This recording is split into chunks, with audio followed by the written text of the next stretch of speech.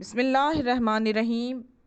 السلام علیکم ویورز، امید ہے آپ سب خیریت سے ہوں گے اور اللہ کی بارگاہ میں دعا ہے کہ اللہ آپ کی ہر ایک مشکل اور پریشانی کو دور فرمائے، آمین ثم آمین۔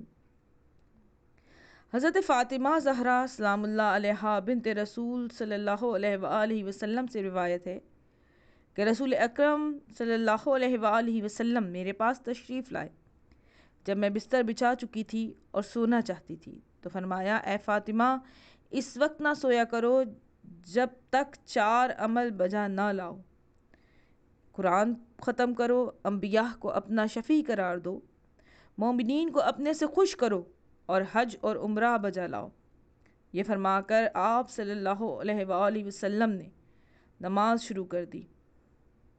جہاں زہرا فرماتی ہیں، میں رک گئی یہاں تک کہ آپ نے نماز تمام کی تو میں نے عرض کیا، اے خدا کے رسول صلی اللہ علیہ وآلہ وسلم، آپ نے ایسے 4 امور کا مجھے حکم دیا ہے کہ جن کے بجا لانے کی میں اس وقت قدرت نہیں رکھتی۔ حضرت صلی اللہ علیہ وسلم نے تبسم فرمایا اور ارشاد فرمایا، جب تم 3 مرتبہ قل هو اللہ احد پڑھ لو تو گویا قرآن ختم کر لیا، اور جب مجھ پر اور مجھ سے پہلے گزشتہ انبیاء پر صلوات بھیجو تو ہم قیامت کے دن تمہارے شفیع ہو جائیں گے، اور جب مومنین کے لیے استغفار کرو تو وہ سب تم سے خوش ہو جائیں گے، اور جب سبحان اللہ والحمد للہ ولا الہ الا اللہ واللہ اکبر کہو تو گویا حج اور عمرہ بجا لائی ہو۔